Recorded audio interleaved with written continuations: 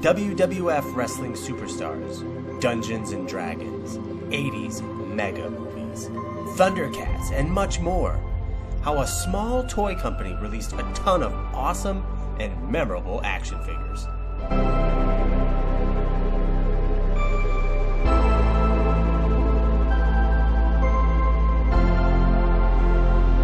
LJN was founded in 1970 by Jack Friedman.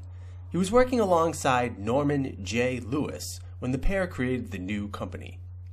Funded by Lewis, it was an acronym of his name backwards. Lewis J. Norman, or LJN. The company did not focus on coming up with its own line of action figures. Instead, it relied solely on licensing. The first line LJN backed was for TV shows like Emergency, The Rookies, and SWAT. Released in 1973, Emergency figures were about 8 inches tall and a lot like G.I. Joe figures out at the time. In 1975, the company put out similar figures for the popular TV show The Rookies, and later SWAT in 1976 featured Deacon, McCabe, Hondo, Luca, and Street. Emergency, The Rookies, and SWAT had some pretty sweet vehicles, a rescue truck, police car, and a SWAT van. Kids were covered for any kind of dangerous situation. LJN also went Remco by knocking off G.I. Joe with Mr. Action in 1975. It wasn't until the early 80s that LJN was really able to soar to the moon with sales, on the strength of a lovable alien named E.T. I'm keeping him. The secret. The love. The warning. The signal. Not only was E.T. a massive box office hit, but everyone wanted the toys and whatever paraphernalia they could find of the extraterrestrial. My kids are wild about E.T. Now there's a whole collection of E.T. toys. This one talks. Talking E.T.s, walking E.T.s, E.T.s in every state from the movie. E.T. as a girl, E.T. with a phone, E.T. with a blanket, E.T. with an umbrella, E.T. reading a book, E.T. with a flower pot. Kids and parents alike wanted it all. And LJN executives knew it from the start, saying, quote, "I thought he looked like a turtle, and he looked lovable. I figured it was a sure thing." In fact, Spielberg's creation doubled the company's revenue, going from $40 million in 81 to $80 million in 82, solely on the strength of selling E.T. toys. LJN president Jack Friedman didn't even spend a dime on promotions, saying in 1982, "We don't even need TV advertising this year." It seems the line was so popular that the company had intended to make a spaceship seen here in this LJN catalog. But that idea never came to fruition. Would love to know if anyone has ever seen a prototype of this. The E.T. line eventually fizzled out by 1983, but lasted on store shelves for much longer. And it transformed the company virtually overnight. As any fan of Stranger Things knows, 1983 saw the rise of advanced Dungeons and Dragons. LJN took a risk and decided to make an action figure line from it. In the eerie world of deep, dark dungeons, mystery and magic seem real. There's good against evil with advanced Dungeons and Dragons action figures. War Duke Kellic. And it was impressive. There was a wide variety of human warriors, wizards, mythical creatures, bendable monsters, dragons, flying steeds, and even a large playset called the Fortress of Fangs. I didn't have much from this line, but I did have Hook Horror and Dragon. Half dragon, half lion. I recall the wings being rather brittle, and one either kept falling off or broke off. But wow, what a cool toy! And the rest of this line really shines as well. I also appreciate how LJN really defined good versus evil. Quite literally, actually, by imprinting it on the packaging. Elf? Good. Wizard? Evil. No anti-heroes here.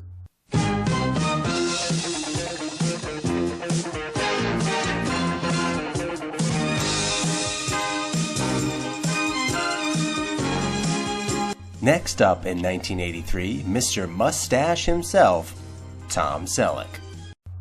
Magnum PI may go down as one of the most basic action figure lines of all time. It literally offered up Magnum and his Ferrari. That was it. Which I guess begs the question, why make it at all? I'm assuming these were not a big seller, and as such are pretty rare now on the secondary market. In 1984, things really started to expand for LJN. They went big with 3 different movie franchises. The first was everyone's favorite whip-cracking archaeologist, Indiana Jones and the Temple of Doom. You don't believe me. You will, Dr. Jones. LJN released figures from Indiana Jones and the Temple of Doom. Unfortunately, these suffered from a few problems. First, the movie was slightly terrifying and at times downright dark for children. The other being the figures were bulky at 6 inches and there were only 3 of them. Indy and villains Molaram and the giant Thuggee. If kids already had the Kenner versions from the first movie, the appeal of playing with these together just wouldn't work. Short Round and Willie Scott were also planned for the line, but these were never released along with a minecart track.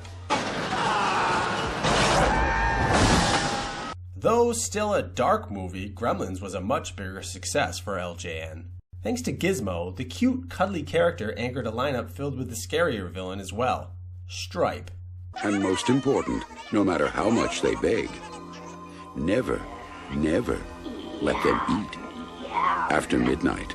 Because when they do, they change. Stripe came in Mogwai form and his Gremlin form. The smaller versions were basically just statues, similar to Smurfs. Gizmo had a posable version. There was also a larger bendable Stripe, a posable 12-inch Stripe, and a 12-inch Gizmo. And smaller water hatchers, which, when you think about it, related to the film, was both brilliant and downright terrifying.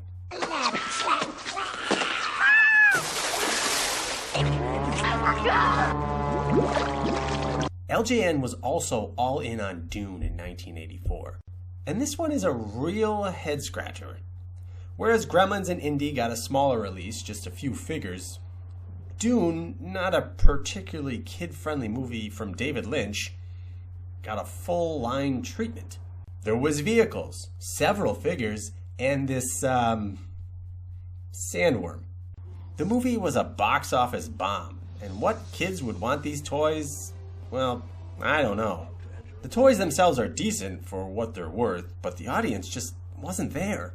As up and down as 1984 was, an edition late that year really sparked the company to incredible success in 1985. They're so real. And rowdy rotten playground. Can you tell the difference?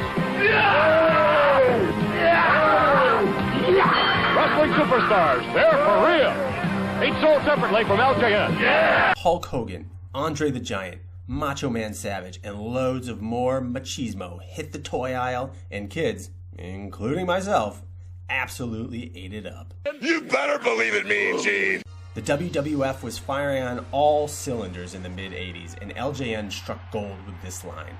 The bulky, knock-you-out rubber was perfect for kids ready to rip, slam, bash these guys into each other as hard as possible. The sling 'em and fling 'em ring was just as cool and durable.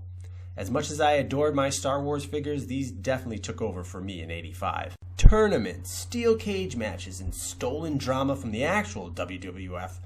My room was always an arena ready to rock. There was also stretch figures, bendables, and thumb wrestlers, created for those who just could not get enough of these mammoths of the mat. While I agree from an adult perspective these suffer from a lack of articulation, these rubber behemoths made up for it with incredible likenesses and virtual indestructibility. I wanted them all, and I got quite a few thanks to my grandfather who introduced me to wrestling. Good memories at the old Onondaga County War Memorial. And wrestlers weren't the only hit. LJN had the power when it came to its Thundercats line, which was kind of like Masters of the Universe.